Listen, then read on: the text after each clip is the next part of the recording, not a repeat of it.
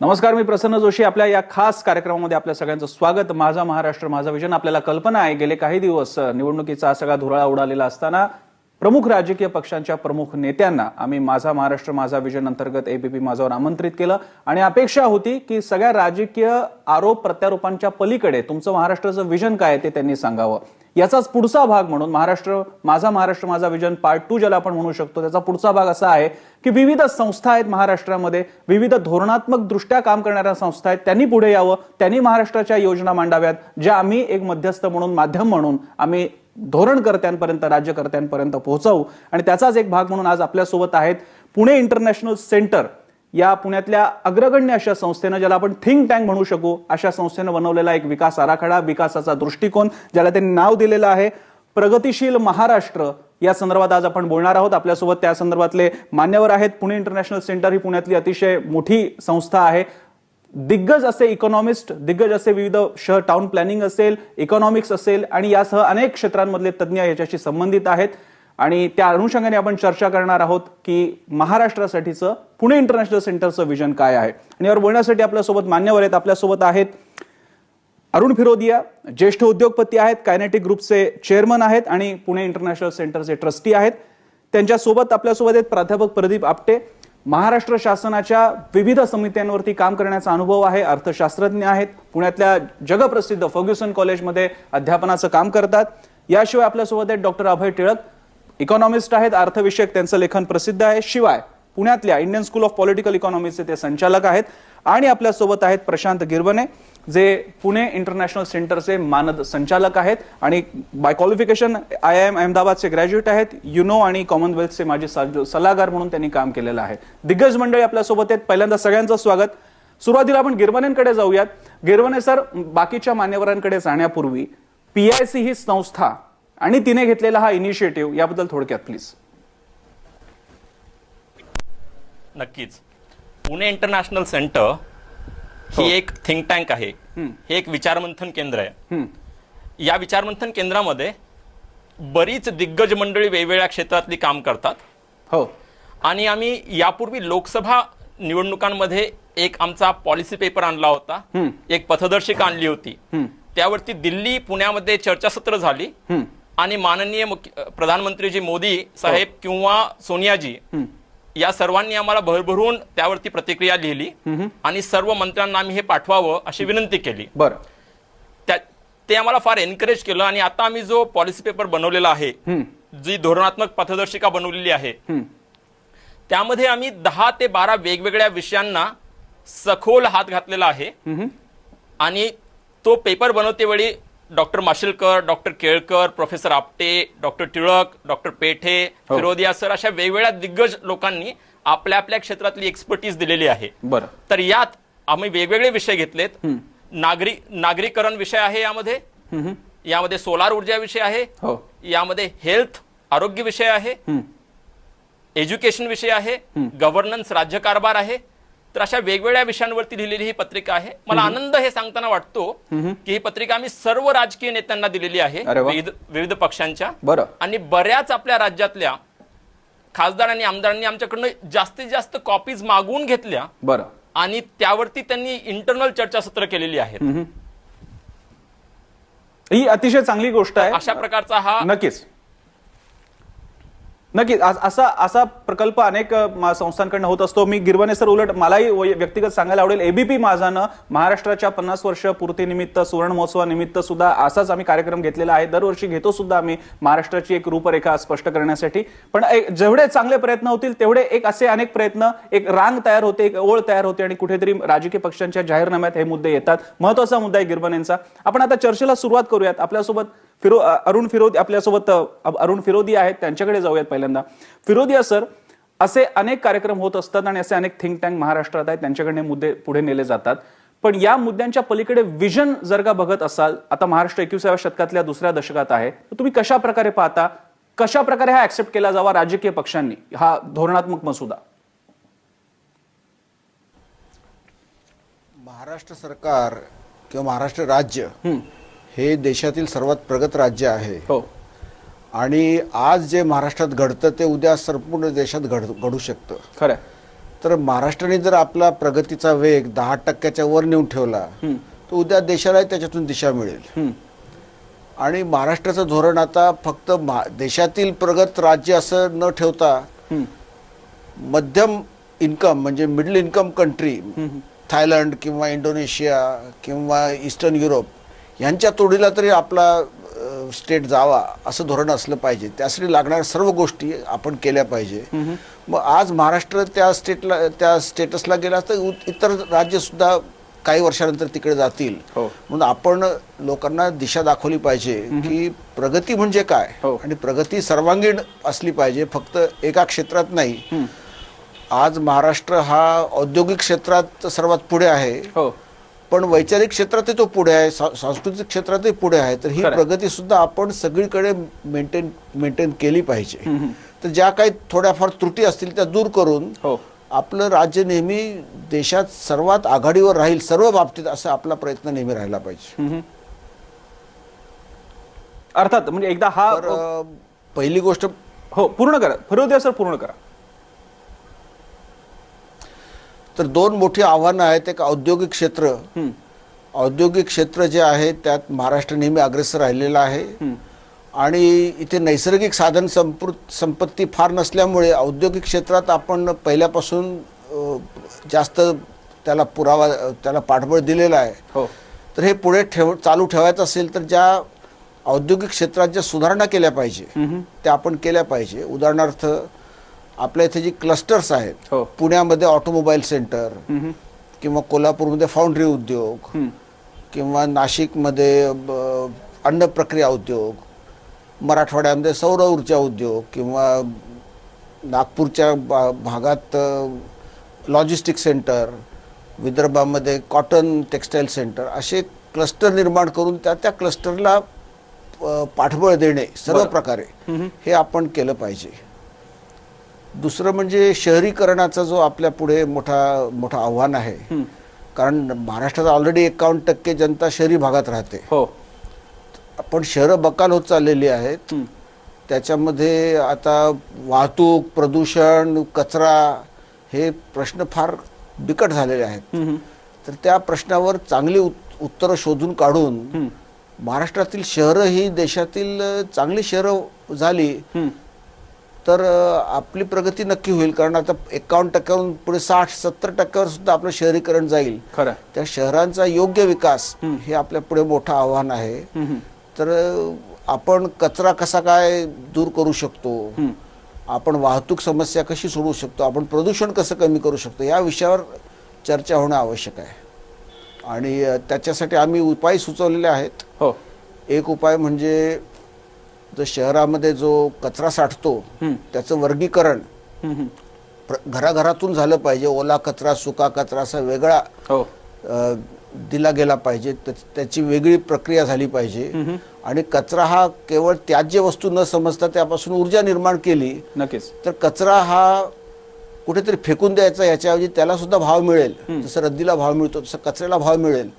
असं जर आपण वातावरण निर्माण केलं तर लोक कचरा फेकून देणार नाहीत, उलट तो प्रिझर्व करतील आणि जो प्रक्रिया करणारा जो उद्योजक आहे त्याला देतील आणि तो चांगल्या प्रकारे प्रक्रिया करून त्याच्यापासून ऊर्जा निर्मिती करेल. नक्कीच. तर कचऱ्यापासून ऊर्जा हा एक महत्वाचा प्रकल्प आपण राबवला पाहिजे. दुसरं सांडपाण्यावरची प्रक्रिया ही सुद्धा पुण्यात तर फार मोठा प्रश्न आहेच, पण बाकी शहरामध्ये पण आहे की सांडपाणी हे प्रक्रिया जर केली आपण तर त्याच्यापासून जी स्लरी निर्माण होते त्याचा खत म्हणून उपयोग होतो आणि पाणी सुद्धा शेतीला मिळू शकतं. म्हणजे सेल्फ सस्टेनन्ससाठी सांडपाण्यावरची प्रक्रिया ही महत्त्वाचं आहे. तिसरी गोष्ट म्हणजे ऊर्जा. महाराष्ट्रात सगळीकडे ऊर्जा भरपूर आहे, सौर ऊर्जा एस्पेशली.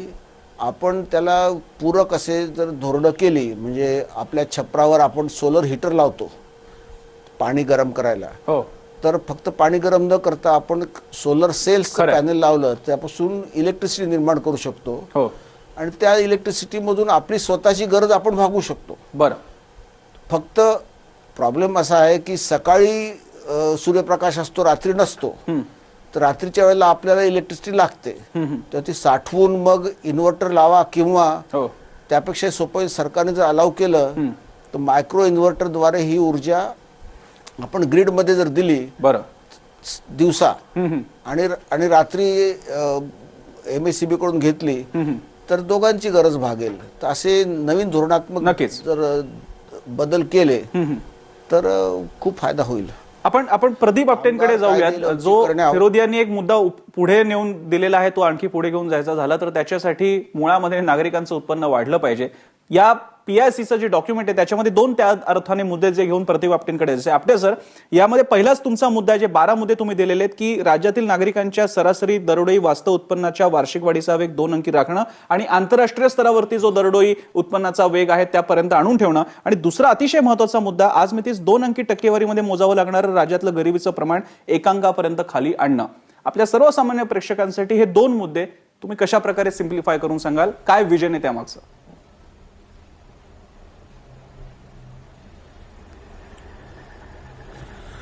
त्यामागचा मूळ दृष्टिकोन असा आहे की विकासाचा एक सोपा निर्देशांक म्हणजे दरडोई उत्पन्न असतं आणि हे दरडोई उत्पन्न 2 रीतीनं बघितलं पाहिजे. या दरडोई उत्पन्नामध्ये कोणत्या क्षेत्रातून भर पडते, जर आपण काही गेल्या 2 दशकामधला जर विचार केला तर मुख्यतः महाराष्ट्रामध्ये झपाट्यानं वाढते ते सेवा क्षेत्र. या सेवा क्षेत्रामधून असणारं जे उत्पन्न आहे ते उत्पन्न वेगवेगळ्या जिल्ह्यांमध्ये पण खूप वेगानं वाढताना दिसतं.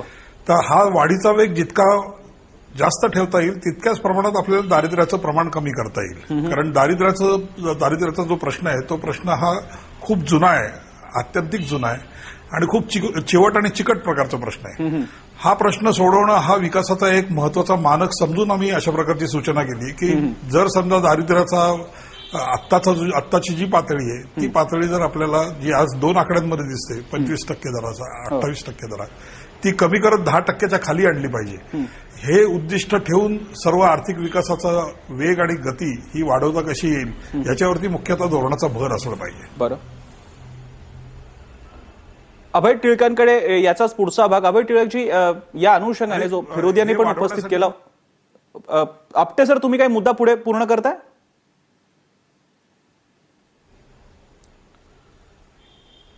नाही चालतं पुढे.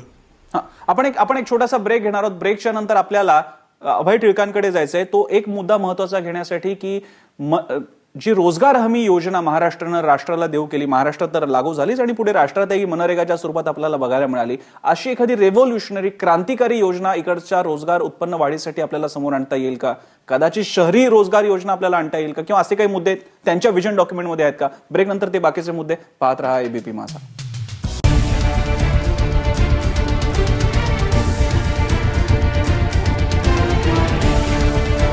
ब्रेकनंतर आपल्या सगळ्यांचं स्वागत. आपण कार्यक्रम करतोय माझा महाराष्ट्र माझा विजन आणि यावेळी कुठले राजकीय नेता नाहीत. आपल्यासोबत आहेत पुणे इंटरनॅशनल सेंटरचे मान्यवर, जे आपलं एक धोरणात्मक मसुदा ज्यांनी सगळ्यांसमोर ठेवलेला आहे आणि तो सर्वांपर्यंत पोहोचवण्यासाठी आपण हा कार्यक्रम करतोय. आपल्यासोबत आहेत अभय टिळक. डॉक्टर अभय टिळक स्वतः इकॉनॉमिस्ट आहेत आणि इंडियन स्कूल ऑफ पॉलिटिकल इकॉनॉमीचे संचालक सुद्धा आहेत. अभय टिळकजी, आपल्या या विजन डॉक्युमेंटमध्ये सुद्धा तो मुद्दा आलेला आहे. महाराष्ट्राचा एक त्या अर्थानं प्राचीन फार जुना मुद्दा आपल्याकडचा आहे, तो म्हणजे रिजनल इम्बॅलन्स. आमच्या विभागवार प्रादेशिक वार आमच्याकडे असणारा अन्याय, त्यांच्याकडे असणारा आतापर्यंत लक्ष न जाणं, आर्थिक विकास न होणं, मराठवाडा विदर्भ, काही प्रमाणात उत्तर महाराष्ट्र वगैरे. या अनुषंगाने महाराष्ट्राच्या संपूर्ण एकीकृत महाराष्ट्राच्या आर्थिक विकासासाठी हा रिजनल इम्बॅलन्सचा आर्थिक मुद्दा पूर्ण नष्ट करण्यासाठी काय आपल्याला उपाययोजना, कशा प्रकारे बघतो PIC?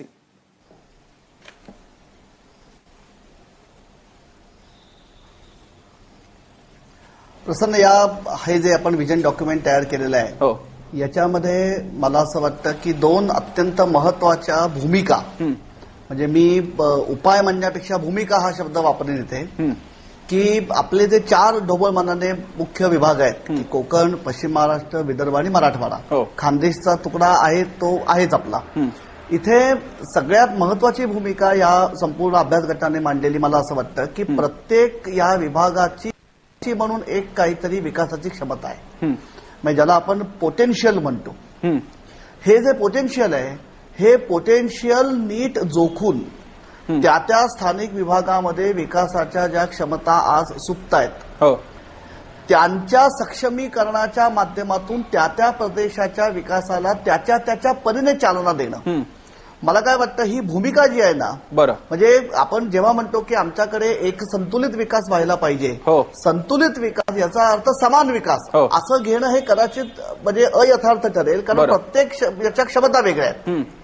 त्यामुळे ह्या व्हिजन डॉक्युमेंटने ही जी भूमिका मांडलेली आहे प्रादेशिक विकासासंदर्भामध्ये, की प्रत्येक राज्याच्या म्हणजे भागाच्या क्षमता वेगळ्या आहेत, क्षमतांच्या शक्यता वेगळ्या आहेत, हो, त्या दृष्टीने पहिली गोष्ट आपण ही आता ओळखावं की आता प्रत्येक राज्याच्या क्षमता आपल्याला वेगवेगळ्या आहेत. हा मुद्दा एक. बरं. दुसरी भूमिका जी मांडलेली आहे ती म्हणजे कनेक्टिव्हिटी. ही जी अत्यंत महत्वाची कनेक्टिव्हिटी आहे आणि त्याच्यात या डॉक्युमेंट मधला जो सगळ्यात महत्वाचा मुद्दा आहे की कोकण आणि मराठवाडा या दोन भागांना बाकीच्या महाराष्ट्राशी मुख्यतः रेल्वे मार्गाने जोडणं. म्हणून त्याच्यामध्ये आपण जर बघितलं तर जवळपास 7-8 प्रकारच्या रेल्वे मार्गांचा ओहापोह डॉक्युमेंटमध्ये केलेला आहे की ज्यांचं काम तातडीने पुरं होणं आवश्यक आहे, की ज्याच्यामुळे एकतर त्या भागामध्ये असणारा जो कच्चा माल आहे तो कच्चा माल चांगल्या स्वरूपामध्ये बाकीच्या ठिकाणी वापरला जाणं किंवा त्या भागामध्ये कोकणामधलं फळफळावळ जे आहे त्याचं ट्रान्सपोर्टेशन चांगल्या पद्धतीने होणं. त्यामुळे मुख्यतः कनेक्टिव्हिटी वेगवेगळ्या विभागांमधली सुधारणं हा दुसरा मला वाटतं धोरणात्मक भर जो आहे तो भर आहे. आणि तिसरा यातला महत्वाचा मुद्दा जो धोरणविषयक दृष्टीशी आहे तो असा आहे की आम्हाला राज्य सरकारला त्याच्या एकूण खर्चाची गुणवत्ता उंचावून राज्याच्या वेगवेगळ्या भागामध्ये किमान दर्जाच्या पायाभूत सेवा सुविधा या उपलब्ध करून देणं. म्हणजे मी ज्या मगाशी म्हटलं की प्रत्येक विभागाची विकास क्षमता उंचावणं त्याचा हा पूर्व अट ठरते. बरं, की चांगले रस्ते, कनेक्टिव्हिटी, चांगलं आरोग्य, पिण्याचं पाणी, ऊर्जा हे जे पायाभूत सेवा सुविधा आपण म्हणतो या राज्याच्या सगळ्या विभागामध्ये काही किमान दर्जाने उपलब्ध करून देणं. याच्यासाठी सरकारी खर्चाची गुणवत्ता उंचावणं आणि सरकारी खर्चाचा वापर त्या पद्धतीने करणं या मला वाटतं प्रादेशिक विकासाच्या संदर्भामध्ये ह्या ज्या 3 धोरणविषयक दृष्टी आहेत या व्हिजन डॉक्युमेंटची एक मोठी मला असं वाटतं कॉन्ट्रीब्युशन आहे की पुढचं संपूर्ण आपलं प्रादेशिक विकासासंदर्भातलं किंवा संतुलित म्हणजे प्रादेशिक असंतुलनाबाबतची सगळी चर्चा जी आहे ती ह्या दिशेने व्हावी आणि त्याचं प्रतिबिंब धोरणामध्ये पडावं. बरं. आपण गिरबानेंकडे जाणार आहोत. अभय टिळकांच्या बोलण्यामध्ये तो एक मुद्दा आला होता, त्या अनुषंगाने गिरबानेजी समोरच्या अनेक प्रमुख आणि महत्वाच्या मुद्द्यांपैकी एक आहे आमची ऊर्जा डेफिसिट, आमचा ऊर्जाची जो अनुपलब्ध आहेत आपल्याकडे ऊर्जेचे स्रोत. विजेच्या बाबतीत आपण साधारण 6000 मेगावॅटने आपण डेफिसिटमध्ये आहोत. आमच्याकडच्या प्रकल्पांचे विरोध आणि हे बाकीचे मुद्दे तर आहेतच. अशा वेळी पारंपरिक मुद्द्यांच्या पलीकडे जाऊन अपारंपरिक अनकन्व्हेन्शनल सोर्सेसकडे आपण लक्ष देऊ शकतो का? तुमच्या 11 मुद्द्यांपैकी एक तुम्ही फार वेगळा मुद्दा मांडलेला आहे, भरपूर आणि तीव्र सूर्यप्रकाश मिळणाऱ्या मराठवाड्यासह राज्यातल्या अन्य विभागांमध्ये सौर ऊर्जा अभियान सुरू करणं कितपत व्हायबल होऊ शकतं आणि काय विजन तुमची त्या बाबतीत जास्त विस्तृत मुद्दा मांडते? नक्कीच असं आहे की भारतामध्ये सध्या किंवा महाराष्ट्रात ही 1% खालती जी ऊर्जा आहे ती अपारंपरिक स्रोतांपासून आपण बनवतो. पण हे जेव्हा तुम्ही जर्मनीत पाहाल ज्याचं साईज महाराष्ट्रापेक्षाही भरपूर कमी आहे, 70 ते 75% त्यांची ऊर्जा ही अपारंपरिक स्रोतांपासून येते. आपण जेव्हा पाहतो 3 वर्षापूर्वी पूर्ण भारतामध्ये फक्त 2 मेगावॉट इतकीच सौर ऊर्जा आली होती आणि आज 2800 मेगावॉट आहे. 3 वर्षामध्ये 2 पासून आपण 2800 पर्यंत गेलोत आणि भारत सरकारची असं ध्येय आहे की 2020 किंवा 2022 पर्यंत आपण 20,000 मेगावॉट पर्यंत जावं. आमच्या पॉलिसी पेपरनी हे मांडलेलं आहे धोरण की किमान, आणि हा शब्द महत्वाचा, किमान 4 गिगावॉट म्हणजे 4000 मेगावॉट हे फक्त सौर ऊर्जेनी उत्पादन करावं महाराष्ट्रामध्ये. त्यासाठी आम्ही 3 मुद्दे मांडलेत. पहिला, 18 वेगवेगळ्या राज्यांनी त्यांचं सौर ऊर्जेचं धोरण जाहीर केलेलं आहे, आपलं आणखी झालेलं नाहीये. तर 31 डिसेंबर पर्यंत नव्या सरकारनं आपलं सौर ऊर्जाचं धोरण जाहीर करावं आणि त्यातनं किमान 1 गिगावॉट 1000 मेगावॉट प्रोड्यूस करावेत. दुसरा मुद्दा आहे की एक इनोव्हेटिव्ह पद्धतीनं सोलार पार्क तयार करावेत मराठवाड्यात किंवा विदर्भात किंवा मानखटाव सारख्या भागामध्ये पश्चिम महाराष्ट्रात, जिथं शेती कमी होते आणि जागा जास्त उपलब्ध आहे आणि ऊर्जा तीव्र आहे. अशा ठिकाणी सोलार पार्क, सौर उद्याने, प्रकाशाची शेती, आणि त्यातनं किमान 2 गिगावॉट प्रकाशाची शेती एकदम छान सांगितलं तुम्ही. किमान 2 गिगावॉट त्यातनं मिळावेत. बरं. तिसरा आणि शेवटचा मुद्दा जे फिरोदिया साहेब बोलत होते, प्रत्येक छपरावरती ही सोलार ऊर्जा, सौर ऊर्जा प्रोड्यूस होऊ शकते. बरं.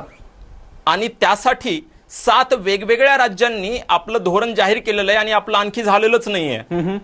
त्यामुळे ते धोरण सुद्धा 31 डिसेंबर पर्यंत सरकारने जाहीर करावं आणि त्यानुसार किमान 0.5 ते 1 गिगावॉट म्हणजे 500 ते 1000 मेगावॉट पर्यंत बरं. हे पुढल्या 2-3 वर्षातच आपण सौर ऊर्जा तयार करू शकू. बरं. मी फिरोदिया साहेबांशी बोलत होतो, किमान 20 गिगावॉट हे आपण इथंच महाराष्ट्रातच बनवू शकू सौर ऊर्जेनं. बरं. इतकं आपल्याकडं पोटेन्शियल आहे.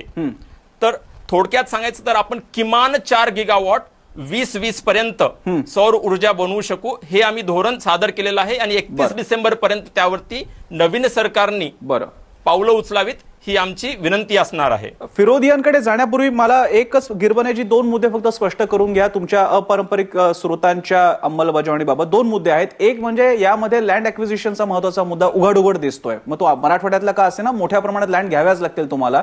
या लँड ऍक्विजिशनच्या बाबतीत ऍक्च्युअल इन्व्हेस्टमेंट आणि त्याच्यानंतर येणारे रिटर्न्स याचं गणित तुम्ही कसं बघता, काय विचार तुम्ही केलेला आहे? आणि दुसरा मुद्दा, जे अपारंपरिक ऊर्जा स्रोतांसंदर्भात काम करणारी महाराष्ट्रातली मेडा सारखी एजन्सी आहे, तिच्या अस्तित्वाबद्दल मग तुमचा काय विचार आहे? ती पूर्ण स्क्रॅप करावी का तिला अधिक एम्पॉवर करावं?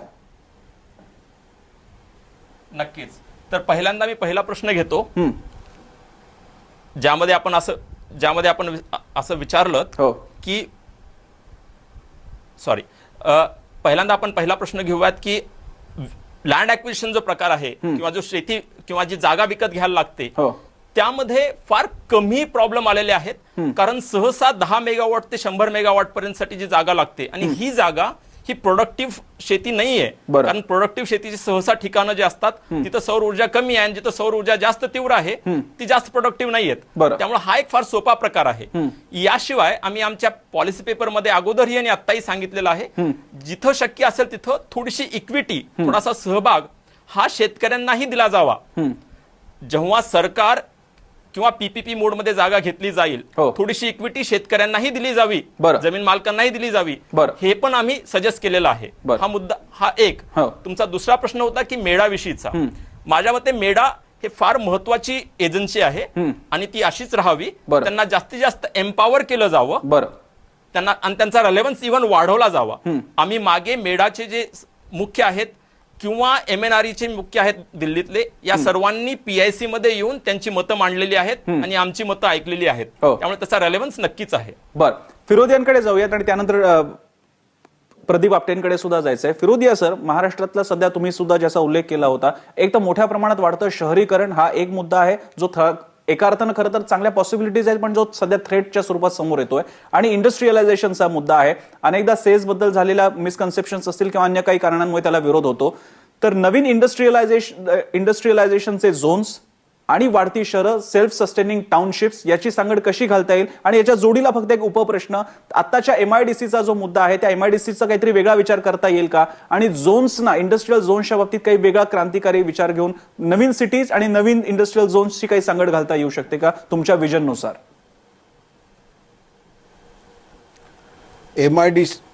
MIDCचं जे धोरण आहे औद्योगिक विकासाचं, ते फार योग्य धोरण आहे.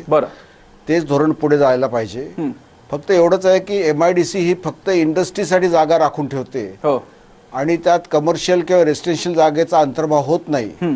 मग त्या MIDC क्षेत्राच्या आजूबाजूला स्लम्स तयार होतात. हे होऊ नये म्हणून त्यांनी MIDCची लँड ही रास्त भावाने रेसिडेन्शियल किंवा कमर्शियल यांना विकली तर ती एक सेल्फ सस्टेनिंग टाउनशिप तयार होईल आणि मग लोकांना स्लममध्ये राहा किंवा दूर राहून प्रवास करा हे टळतील आणि ते तिथल्या तिथे आपला रोजगार निर्मिती करू शकतील. फार महत्वाचं आहे. तर MIDCचं धोरण योग्य आहे, फक्त त्याच्यात त्यांनी टाउनशिप विकसित करावी, फक्त MIDC लँड करू नये. ACZचा जर प्रश्न आपण मांडला की स्पेशल इकॉनॉमिक झोनचं काय पुढे किंवा नॅशनल मॅन्युफॅक्चरिंग पॉलिसी झोन याचं काय पुढे, तर ह्याच्यामध्ये लोक वाट बघतायत की कायद्यामध्ये काय शिथिलता मिळेल कायदे लवचिक असतील का, किंवा त्या झोनचा जो चीफ एक्झिक्युटिव्ह ऑफिसर आहे त्याला किती पॉवर दिली जाईल, की सर्व भारतातील किचकट कायदेच इथे लागू होतील, हे धोरण सरकारने जाहीर केलं पाहिजे. की क्रिमिनल कायदे लागू होतील, सिव्हिल कायदे तो तिथला जो चीफ एक्झिक्युटिव्ह ऑफिसर आहे तो म्हणेल, आणि त्याच्याकडे तुम्ही आपलं गाऱ्हाणं मांडा आणि तो देईल तो निर्णय. असं जर कायदे असं चीनमध्ये आहे, चीनमध्ये जे स्पेशल इकॉनॉमिक झोन आहे तिथे तो जो चीफ एक्झिक्युटिव्ह ऑफिसर असतो त्याला त्यांनी सिव्हिल कायद्याची संपूर्ण स्वायत्तता दिली आहे. तसं आपण केलं तर लोक आनंदाने येतील आणि स्पेशल इकॉनॉमिक झोनमध्ये एक्सपोर्ट ओरिएंटेड स्पेशली इंडस्ट्री चालू करतील. बरं, महाराष्ट्राने याच्यात पुढाकार घेऊन हे केलं पाहिजे आणि देशाला दिशा दिली पाहिजे. तर हे एक चांगलं पाऊल आपण पुढे टाकू शकतो जर आपण स्पेशल इकॉनॉमिक झोनसाठी स्पेशल धोरणं स्वीकारली तर. बरं, एक प्रदीप आपटेंना मुद्दा एक वेगळा या डॉक्युमेंट मधला एक महत्वाचा मुद्दा आहे, खरं तर पहिलाच मुद्दा आहे, राज्य कारभार आणि प्रशासकीय सुधारणा. प्रदीप आपटेंना स्वतःला त्या एका वेगळ्या अर्थानं अनुभव आहे, कारण त्यांनी काही शासकीय समित्यांवरती काम केलेलं आहे आणि सर्वसामान्य नागरिक म्हणून आपला सगळ्यांचा याच्याशी संबंध येतो. आपटे सर, या संपूर्ण एक जे जवळपास 2.5 पानांमध्ये जो हा मुद्दा त्यातल्या त्या थोडक्यात मांडलेला आहे, त्याचा सर्वसाधारण सार आहे राज्य कारभार, त्याच्यानंतर विभागीय पातळी, मग जिल्हा स्तरावरती असणारं प्रशासनाचं विकेंद्रीकरण, आणि त्याचा एक अर्थ असा निघतोय की काही डिपार्टमेंटचं मर्जर किंवा पूर्णतः ते स्क्रॅप करणं आणि अधिक सुसूत्रता आणणं. अशा परिस्थितीमध्ये सध्याची आपली जी महसुली विभागणी आहे, प्रदेश, जिल्हा, तालुका, ग्रामपंचायत पर्यंतची, त्याच्यामध्ये काय आपल्याला पुढे नेता येऊ शकतं आणि हे प्रशासन प्रत्यक्ष लोकांपर्यंत, मोबाईल प्रशासन पर्यंत आपण जाऊ शकतो का?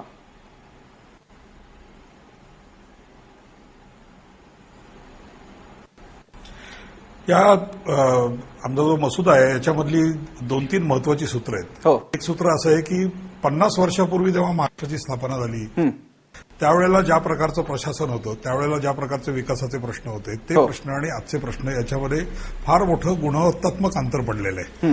त्यामुळे आजचं जे प्रशासन आहे हे आजचं प्रशासन आजच्या ज्या प्रकारच्या विकासाच्या गरजा आहेत आणि विकासाच्या समस्या आहेत त्याच्याशी हाताळण्यासाठी ते जास्त अनुरूप असलं पाहिजे. दुसरा एक मुद्दा असा की महाराष्ट्राने एकेकाळी याच्याबद्दल फार मोठी पहिली पावलं उचलली होती, ज्याला आपण विकेंद्रीकरण म्हणतो. हे विकेंद्रीकरण भवंशी आता फक्त प्रशासक सोबत खोळंबलेलं विकेंद्रीकरण आहे. 73 आणि 74वी जी घटना दुरुस्ती झाली त्या घटना दुरुस्तीमध्ये ज्या प्रकारची कामं ही खालच्या स्तरावरच्या सरकारकडे म्हणजे स्थानिक स्वराज्य संस्थांकडे द्यायला पाहिजेत तेवढी आपण ती पुरेशी दिली नाहीत आणि नुसतीच कामं देऊन चालणार नाही.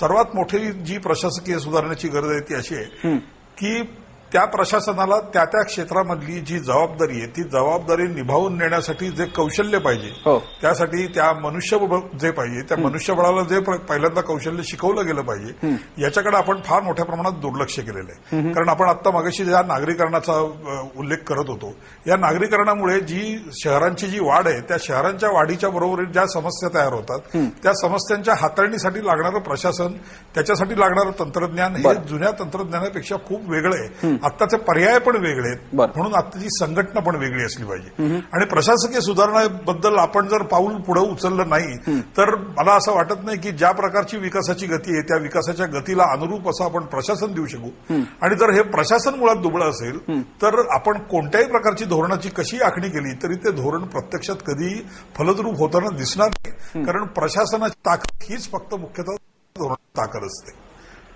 अर्थात प्रशासनाची ही बदलाची गरज वेळोवेळी मांडण्यात आलेली आहे. केंद्रापासून राज्यातल्या अनेक आयोगांनी, समित्यांनी विविध विभागांनुसार बोलताना सुद्धा आणि त्याच्यानंतर संपूर्ण प्रशासनाचा आढावा घेताना सुद्धा ही गरज व्यक्त केलेली आहे. आपटेंना कदाचित याच्यावरती कमेंट करायची, पण एक छोटासा ब्रेक घेऊयात. त्यानंतर आपटेंकडे आणि आपल्याला अभय टिळकांकडे काही 2 महत्त्वाचे मुद्दे जे त्यांच्या डॉक्युमेंटमध्ये आहेत. एक तर उल्लेख आहे नव्या शेतीच्या दिशेनं आणि पाण्याच्या प्रश्नावरती काही मूलभूत विचार PICनं केलेला आहे. काय आहेत हे मुद्दे? माझा महाराष्ट्र माझा विजन मध्ये पुढचा भाग असेल. ब्रेक नंतर पाहत राहा ABP माझा.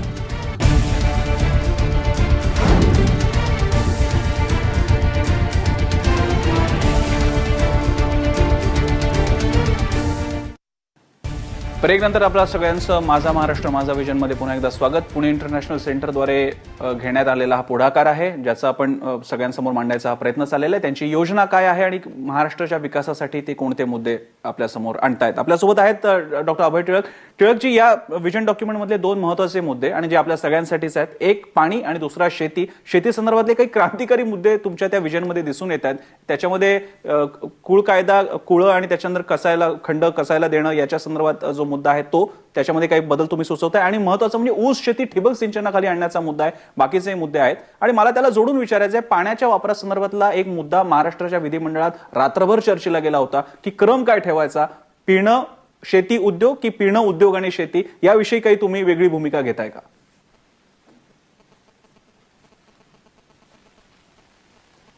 इथे पाण्याच्या बाबतीमध्ये आणि शेतीच्या बाबतीत, कारण दोन्ही प्रश्न म्हटलं तर एकमेकाशी गुंतलेले आहेत. अर्थात 3 किंवा 4 महत्वाचे अत्यंत मुद्दे या विजन डॉक्युमेंटमध्ये आपण आवर्जून मांडलेले आहेत. त्यातला पहिला जो आहे तो शेतीचा जो कुळ कायदा आहे.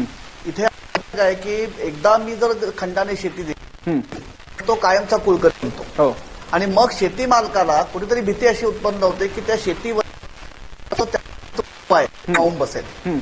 त्यामुळे ह्या कुळ कायद्यामध्ये एक अनुरूप बदल असा करण्याची गरज आहे की ज्याच्यामुळे ज्याला खरोखर शेती कसण्यामध्ये रस आहे असाच माणूस शेतीकडे वळेल. कुळाने किंवा खंडाने शेती देणं घेणं हे अधिक सुलभ होईल आणि खंडाने शेती देत असताना मूळ मालकाचा त्याच्यावरचा अधिकार हा शाबूत राहील याची हमी त्याला या पद्धतीची सुधारणा कायद्यामध्ये करणं जाणं आवश्यक आहे. हा पहिला महत्वाचा भाग आहे.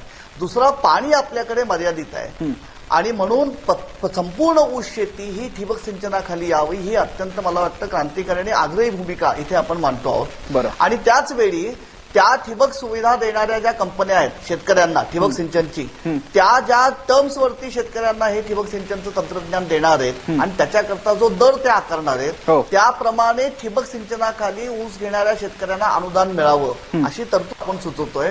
आणि हे अनुदान थेट आपण जे आता डायरेक्ट कॅश ट्रान्सफरचं म्हणजे आधार कार्डाने बॅकअप दिलेल्या बँकांच्या खात्यावर ट्रान्सफर व्हावी, या दोन अत्यंत महत्वाच्या गोष्टी आहेत. तिसरी महत्वाची गोष्ट पाण्याच्या संदर्भात आहे आणि ती पुन्हा फार राज्याच्या दृष्टीने महत्वाची आहे की जी समितीचं असं म्हणणं आहे, थिंक टँकचं असं म्हणणं आहे की प्रत्येक राज्याच्या प्रत्येक भागामध्ये ज्याला आम्ही अल्टिमेट इरिगेशन पोटेन्शियल म्हणतो हे वेगवेगळं आहे. म्हणजे किती पाणी साठवू शकतो प्रत्येक भाग हा वेगवेगळा आहे. त्यामुळे धोरणामध्ये पाण्याचा वापर, पाण्याचा पुनर्वापर, पाण्याचा पुरवठा आणि पाण्याचं व्यवस्थापन हे करताना प्रत्येक क्षेत्राची जी वेगवेगळी साठवण क्षमता आहे, अल्टिमेट इरिगेशन पोटेन्शियल, ते लक्षात घेतलं जावं. आणि शेवटचा महत्वाचा मुद्दा पाण्याच्या संदर्भात जो आहे तो असा आहे की पाणी हे एकाच वेळी जीवनावश्यक बाब आहे आणि उत्पादक घटक आहे. हे पाण्याची दोन्ही अंग लक्षात घेऊन पाण्यावरती जी शुल्क आकारणी केली जावी, कारण हे फुकट परवडणारच नाही, त्या शुल्क आपले मी टिळक सर थोडंसं तुम्हाला थांबवतोय, काही तांत्रिक अडचण असेल त्याच्यामुळे तुमच्याकडे जाता आलं नसेल. आपण दरम्यान फिरोदियांकडे जाऊयात. फिरोदियाची नागरीकरणाचा एक महत्वाचा मुद्दा आहे. नागरीकरणाचा महाराष्ट्रात अशा अनेक महापालिका आहेत की ज्यांच्यामध्ये जिल्ह्याची लोकसंख्या महापालिकेत असावी अशा प्रकारच्या महापालिका आहेत. पुणे महापालिका आहे त्याचं सगळ्यात मोठं उदाहरण आहे. 3 महापालिका बनवू शकतात. नागरीकरणाच्या अनुषंगाने सिव्हिल एजन्सीज ज्या आहेत त्यांच्या रचनेबद्दल आपण काय विचार करताय आपली संस्था? नागरीकरणासाठी जो सक्षम अधिकारी प्रत्येक नगरपालिकेत असावे त्यांचं ट्रेनिंग, नागरीकरणाचं ट्रेनिंग त्यांना मिळणं फार आवश्यक आहे. त्यासाठी त्यांचं स्वतःचं विजन वाढलं पाहिजे. त्यांना जगभर शांघाईमध्ये काय चालू आहे, ॲम्स्टरडॅममध्ये काय चालू आहे, न्यूयॉर्कने कसं केलं हे त्यांना जगभर हिंडून त्यांचा संपर्क आणून त्यातल्या चांगल्या गोष्टी आपण कशा आत्मसात करू शकू याचं ट्रेनिंग देणं फार आवश्यक आहे. कारण आमचे अधिकारी जर इथल्या इथेच राहिले, त्या क्षेत्रात वर जात राहिले तर त्यांचं विजन कसं वाढेल. तर त्यांना जगभर काय चाललं हे आणि आपल्या देशातही इतर शहरात काय चाललंय, बँगलोरला काय चाललंय हे पाहणं आवश्यक आहे. दुसरी गोष्ट म्हणजे ज्या समस्या आहेत, उदाहरणार्थ वाहतूक ही फार मोठी समस्या आहे. तर वाहतूक समस्येवर मूलभूत विचार होणं आवश्यक आहे. की आम्हाला पब्लिक ट्रान्सपोर्ट, सार्वजनिक वाहतूक ही सक्षम केली पाहिजे आणि त्यासाठी महानगरपालिकेने धोरणं आखली पाहिजेत. आता पुण्यात अशी परिस्थिती आहे की PMPMLचा बस पास हा 1500 रुपये महिना आहे. आता 1500 रुपये महिना बस पास घेऊन टू व्हीलर ओनर हा तो बस पास घेणार नाही, कारण त्याला टू व्हीलर मध्ये 1500 रुपये खर्च येतच नाही. हो. त्यामुळे जर लोक टू व्हीलरने जात आहेत आणि बसने जात नाहीये, त्याचं मुख्य कारण बस पासच एवढा महाग आहे. बरं. तर ह्याच्या धोरणात्मक बदल केले पाहिजे, बसची क्षमता वाढवली पाहिजे आणि पास स्वस्तात केला पाहिजे. बसेस जास्त वेळेवर जातील, त्यांची संख्या वाढवली पाहिजे, त्या स्वच्छ पाहिजेत.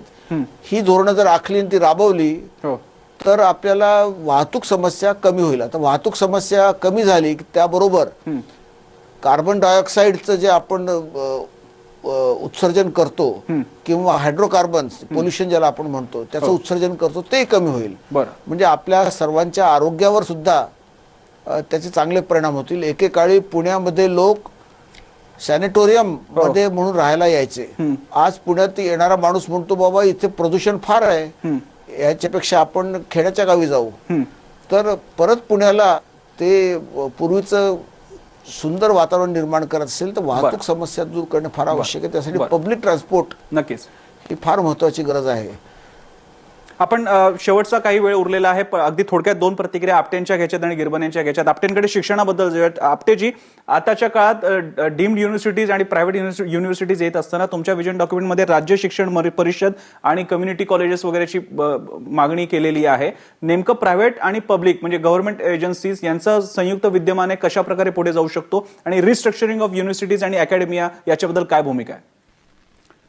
आपटेंकडे आपल्याला जाता येत नाही, काही तांत्रिक अडचणी आहेत. दरम्यान आपण गिरबनेंकडे जाऊयात. गिरबनेजी, तुमच्याच जो आवडीचा एक विषय आहे संशोधन आणि नवशोधन, या बाबतीत महाराष्ट्राची आताची स्थिती काय आहे? एक महाराष्ट्र नॉलेज कॉर्पोरेशन लिमिटेड सारखी MKCLचा एक इनिशिएटिव्ह जर का शासनाचा सोडला तर आता महाराष्ट्र संशोधन आणि नवशोधनाच्या बाबतीत कुठे आहे? धन्यवाद. आपण जर हा विचार केला की ज्यावेळी भारत स्वतंत्र झाला त्यावेळी भारताची इकॉनॉमीची साईज काय होती आणि आज महाराष्ट्राच्या इकॉनॉमीची जी साईज आहे ती त्यावेळच्या भारताच्या इकॉनॉमीच्या साईजच्या कितीतरी मोठी आहे. बरं. त्यावेळी त्या इकॉनॉमीच्या साईजला सूट करून त्यावेळच्या पंतप्रधानांनी बऱ्याच मोठ्या मोठ्या इन्स्टिट्यूशन्स तयार केल्या. त्यात IITs असेल, इंडियन इन्स्टिट्यूट ऑफ सायन्स असेल, अशा वेगवेगळ्या, आणि त्याचं फळ आपल्याला बऱ्याच दशकानंतर मिळालं. त्याचप्रमाणे ही जी आपली इकॉनॉमी साईज आहे महाराष्ट्राची, त्यासाठी MKCL सारख्या आपल्याला डझनावरती नाही तर शेकडो अशा संस्था असायला हव्यात ज्या संशोधन आणि नवशोधन या दोन्ही गोष्टींवरती काम करतायत. बरं. भारत सरकारने हे नवशोधनाचं म्हणजे इनोव्हेशनचं दशक असं जाहीर केलेलं आहे. महाराष्ट्र शासनानं सुद्धा नवशोधनावरती एक कमिटीची स्थापना केलेली आहे. आपण जर विचार केला, संशोधन या सहसा अर्थाचं ज्ञानामध्ये रूपांतर होतं, पण नवशोधनामध्ये ज्ञानाचं आर्थिक किंवा सामाजिक विकासासाठी रूपांतर होतं. तर हे नवशोधन जास्तीत जास्त केलं जावं यासाठी आपल्याला जास्तीत जास्त इन्स्टिट्यूशन्स आवश्यक आहेत, पहिला मुद्दा. दुसरा, जी सध्या इनोव्हेशन काउन्सिल आहे महाराष्ट्राची त्याचं जास्त सशक्तीकरण आणि सबलीकरण करायला हवं आपण. तिसरा मुद्दा, आपल्याकडं जसं एक हिंजेवाडीमध्ये एक IT पार्क आहे तशी आपल्याकडे डझनावरती असायला हवीत पूर्ण महाराष्ट्रभरामध्ये. एकावरती आपण समाधान मानायला नको. तर हा आमचा मुद्दा आहे या सर्व पॉलिसी पेपर मधनं. बरं.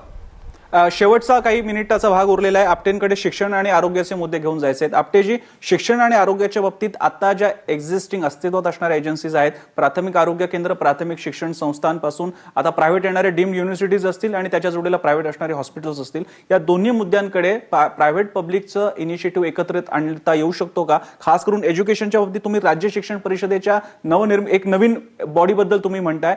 आता अशा शासकीय इंटरव्हेन्शनची गरज आहे की पूर्ण एक मूलगामी वेगळा विचार करण्याची गरज आहे शिक्षण आणि आरोग्य?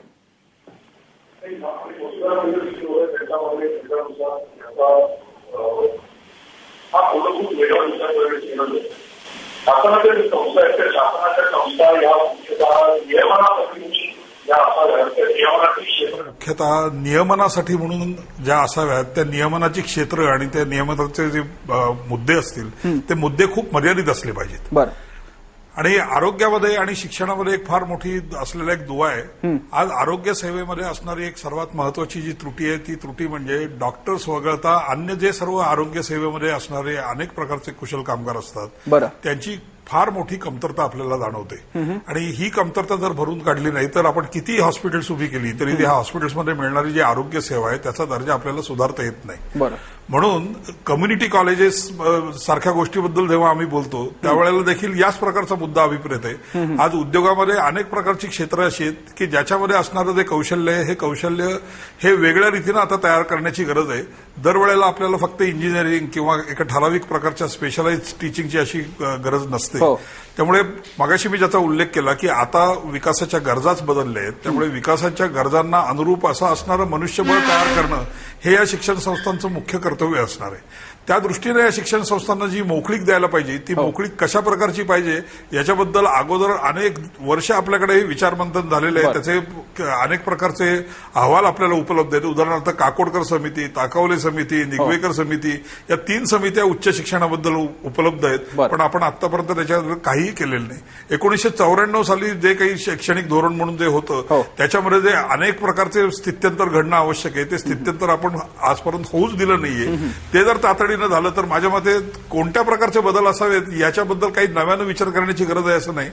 गेले अनेक वर्ष जवळपास 2 दशकं महाराष्ट्र राज्य सरकार विशेषतः उच्च शिक्षणाबद्दल अत्यंतिक उदासीन पद्धतीनं कामकाज करत राहिलंय ही त्याच्यामधली मोठी अडचण आहे. या 3 समित्यांचं जर तुम्ही अवलोकन केलं तर तुमच्या असं लक्षात येईल की या समित्यांचा रोग देखील असा आहे की आजच्या विकासाच्या गरजांना अनुरूप असणारं असं जे काही मनुष्यबळ आहे हे आपल्याला शिक्षण संस्थांमधून अधिक जास्त सहजीपणे लवचिकपणे कसं तयार करता येईल याच्यासाठीची जी संस्था आहे ती संस्था म्हणून आम्ही कम्युनिटी कॉलेजचा त्यामध्ये मुख्यतः उल्लेख केलेला आहे. खरं तर या विषय एवढा दीर्घ आहे, पूर्ण मोठा आहे, विस्तारित आहे, कारण संपूर्ण राज्याला पुढे घेऊन जाण्यासंदर्भातला विषय आहे. त्याला 1 तास पुरणारा नाहीये. पण किमान एक छोटी रूपरेखा दाखवण्यासाठी हा आपला आजचा कार्यक्रम होता. ज्या प्रेक्षकांना जर का हा अधिक विषय सविस्तरपणे समजून घ्यायचा असेल आणि हा रिपोर्ट जर का तुम्हाला सुद्धा हवा असेल तर तुम्ही पुणे इंटरनॅशनल सेंटरच्या puneinternationalcenter.org या वेबसाईटवरती जाऊ शकता आणि तिथे तुम्हाला हा रिपोर्ट बघायला मिळू शकतो. आणि हा कार्यक्रम सुद्धा रिपीट होणार आहे. युट्यूबवरती हा कार्यक्रम अपलोड सुद्धा होईल तेव्हा तुम्ही हा सविस्तर हा कार्यक्रम पुन्हा सुद्धा ऐकू शकता. दरम्यान आपलं विजन, PICचं विजन मांडण्यासाठी आपल्याला या सगळ्या मंडळींनी फिरोदिया सर, प्रदीप आपटे, अभय टिळक आणि प्रशांत गिरवणे यांनी वेळ दिला. आपण त्यांचे आभार मानूयात. या चर्चेमध्ये आपण इथे थांबतोय. पाहत रहा ABP माझा.